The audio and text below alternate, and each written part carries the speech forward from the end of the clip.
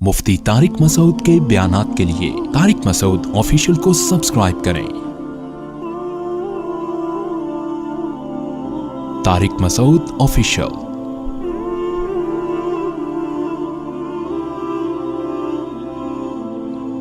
जो इनकार करते हैं आखिरत का उनको फॉलो मत करें, क्योंकि जो आखिरत का इनकार करेगा ना उसकी ज़िंदगी कभी भी सीधे रास्ते पे नहीं हो सकती।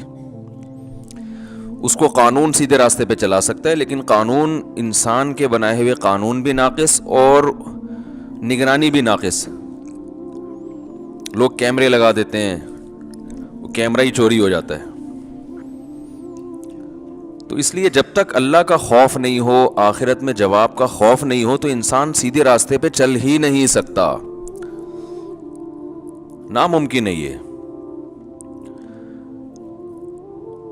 वो मशहूर वाक़या है ना, एक तो बयान शुरू ही वाक़या से हो जाता है, तो ये फिर क्या करें। वो एक तकरीब में एक खातून का लॉकेट चोरी हो गया, बड़ा कीमती लॉकेट था। अब मेज़बान ने ऐलान किया, भाई ये बड़ा कीमती लॉकेट है, अल्लाह का वास्ता जो जिसका है दे दो। लोगों ने कहा ऐसे तो जो भी देगा वो पकड़ा जाएगा, कि वो सबको पता चल जाएगा चोर है, तो चोर का राज भी फाश ना हो और लॉकेट भी वापस आ जाए।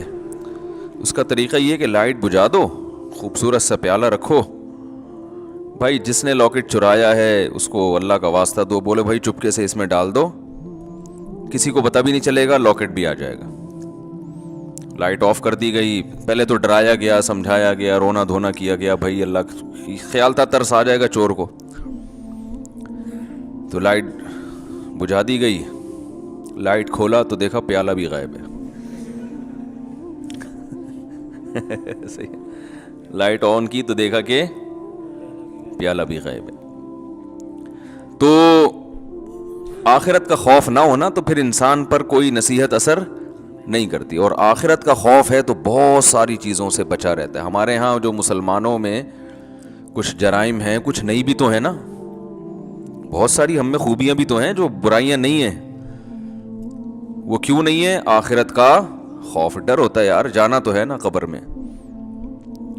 तो अल्लाह ने इसलिए हुक्म दिया मुकज़्ज़िबीन को फॉलो मत करो। और हम सुबह शाम जिनको फॉलो करते हैं वो मुकज़्ज़िबीन ही हैं सारे। वो आखिरत पर ईमान नहीं होता उनका, होता है तो ऐसे कमज़ोर, तो वो कहाँ से आपको सीधे रास्ते पे चलाएगा भाई। वो तो पैसा, शोहरत, इज़्ज़त, सेहत, ये 4-5 चीज़ों में घुमाता रहेगा आपको। इज़्ज़त, पैसा, शोहरत। हम जब छोटे थे, हजरत अपने शेख हज़रत मुफ्ती रशीद अहमद साहब रहिमहुल्लाह की मजलिस में हम जाके बैठना शुरू हुए, तो अहलुल्लाह की, वलीउल्लाह होने की एक अलामत ये होती है कि उनकी सोहबत में बैठकर दुनिया की मोहब्बत कम होती है। समझ रहे हैं ना? दुनिया की मोहब्बत ये अहलुल्लाह की अलामत होती है। इंसान को ज़्यादा दौलत, प्लॉटों, जायदाद, ये बातें करना अच्छा नहीं लगता। काम करता है, ज़्यादा बातें नहीं कर, इसमें उसको अच्छा नहीं लगता ये। इसकी उलमा मिसाल देते हैं कि जैसे वॉशरूम ज़रूरत तो है, तो ज़रूरत से इंसान जाता है, वापस आता है, वहाँ कोई शौक़ से नहीं बैठता कि यार मुझे बड़ा अच्छा लग रहा है तो मैं यहीं बैठा हुआ हूँ, बेगम यहीं कुर्सी ले आओ, यहीं डाल के बैठता हूँ, यहीं चाय पीता हूँ, यहीं मुताला करूँगा। कोई करता है ऐसे? ज़रूरत से जाता, भाई निकलो। तो ज़रूरत तो है दुनिया की, हर शख्स को है, पेट अल्लाह ने लगा दिया। इज़्ज़त भी हर एक की ख्वाहिश है, इज़्ज़त भी इंसान के लिए ज़रूरी है, बहुत से मुसीबतों से बचा रहता है इज़्ज़त की वजह से। सेहत तो बहुत ही ज़रूरी है, वो तो हम भी बयानात कर चुके हैं, इस्लाम का हुक्म है सेहत की हिफाजत करो, लेकिन इन चीज़ों से दिल लगाने की इजाज़त नहीं। दिल बड़ी कीमती चीज़ है, ये बहुत सोच समझ के लगाया जाएगा। देखो, दिल ऐसे को दिया जाता है जो दिल को परेशान न करे। क्या ख्याल है? बात से बात निकलती है, मौजू चेंज हो जाता है, सूरे कलम लेके चल रहे हैं, लेकिन चलो ये बात भी थोड़ी सी कंप्लीट कर दूं। सुकून कहाँ होता है? दिल में ना। साइंटिफिक तो दिमाग में होता है, मैं भी उस गहराई में नहीं जा रहा, क्योंकि बहुत से ना लोग बैठे होते कहते हैं भाई ये तो दिमाग की सारी, दिल का तो काम सिर्फ पंपिंग करना है। تو شریعت نے تو ہر چیز کی نسبت دل کی طرف کی ہے نا. دل میں سکون, دل میں غور و فکر کرو. تو اس کی کیا وجہ ہے, یہ ایک الگ ٹاپک ہے. ابھی میں اس پہ چلا گیا نا کہ بھائی اسلام نے دل کو کیوں متوجہ کیا کہ ان کے سینوں میں دل نہیں ہے یا ان کے دل سخت ہو چکے ہیں. سخت تو اصل میں ان کی کھوپڑی ہوئی ہوتی ہے, دماغ سخت ہو گیا ہوتا ہے, اثر نہیں ہو رہا ہوتا. تو وہ ایک الگ بات ہے, اس کے میں اشکال کے جواب دے بھی چکا ہوں, ابھی میں اس طرف نہیں جاؤں گا.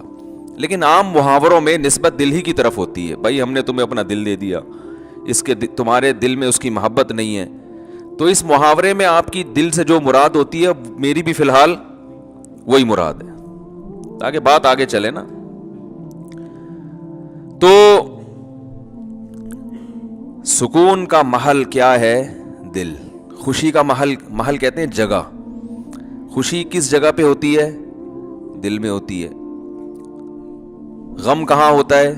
دل میں. کہنا تم نے میرا دل دکھا دیا, تم نے تو آج میرے دل کو خوش کر دیا. تو انسان صبح و شام سکون کے لیے کوششیں کرتا ہے, خوشی کے لیے کوششیں کرتا ہے. تو خوشی کے لیے انسان کی جو کوششیں ہوتی ہیں, تو جب ان کوششوں میں کامیاب ہوتا ہے تو خوشی محسوس کہاں ہوتی ہے؟ دل. تو پتہ یہ چلا, دیکھیں انسان خوش ہوتا ہے اپنی محبوب چیز کے ملنے سے, ایسا ہی ہے نا. تو دل کب خوش ہوگا؟ جب دل کو اس کی محبوب چیز ملے گی. دل چاہ رہا ہے یہ کھا لو, کھاؤ گے تو خوش ہو جاؤ گے. دل چاہ رہا ہے یہ کر لو, وہ کام کر لیا تو خوش ہو جاؤ گے. دل چاہ رہا ہے کہ یہ چیز مل جائے, گاڑی مل جائے, مل جاتی ہے تو دل کیا ہوتا ہے؟ خوش ہوتا ہے. تو سارا جو مسئلہ ہے نا وہ ہے دل کا. تو یاد رکھیں کہ دل کو خوش کرنے کے لیے یہ ضروری ہے کہ اس کو اس کی محبوب چیز ملے. تو جن چیزوں سے دل کو پہلے سے محبت ہے نا وہ انسان کو ملتی نہیں ہے. ٹینشن والا مسئلہ یہ ہے. آپ کہیں بھائی جو اتنے لوگ خوش ہوتے ہیں ان کو ان کی دل کی پسندیدہ چیزیں مل جاتی ہیں تبھی تو خوش ہوتے ہیں نا. بھائی مسئلہ ایک دل میں بہت بڑا فالٹ یہ ہے کہ اسے اس کی جب محبوب چیز ملتی ہے تو اس کے دل میں اس سے زیادہ کی خواہش پیدا ہو چکی ہوتی ہے. سمجھ رہے ہیں بات کو؟ لہذا یہ پہلی مرتبہ میں تو اس سے خوش ہوتا ہے, اس کے بعد پھر یہ اس سے خوش نہیں ہوتا, اس سے زیادہ مانگتا ہے. ہمارے ایک دوست ہیں, اللہ نے ان کو مالی وسعت دی, وہ ایک زمانے میں بڑی غربت تھی, تو مجھے اپنا واقعہ بتا رہے تھے کہ یار جب ہم غریب تھے, مدرسے میں پڑھتے تھے, کہتے ہیں تو میں نے اس وقت کہیں سے ہمیں یاد ہے ایک پراٹھا آ گیا کہیں صبح ناشتے میں سوکھی روٹی ملتی تھی. تو کہہ رہے ہیں وہ پراٹھے کے نا ہم سب طلبہ نے ٹکڑے کیے, ایک ایک ٹکڑا, ایک ایک پراٹھا سب کو ملا, یعنی پراٹھے کا ایک ایک ٹکڑا سب کو ملا. کہہ رہے ہیں یار اس وقت اس میں اتنی خوشی سے ہم نے وہ ٹکڑا کھایا ہے کہ اب انڈے مکھن میں وہ مزہ نہیں آتا.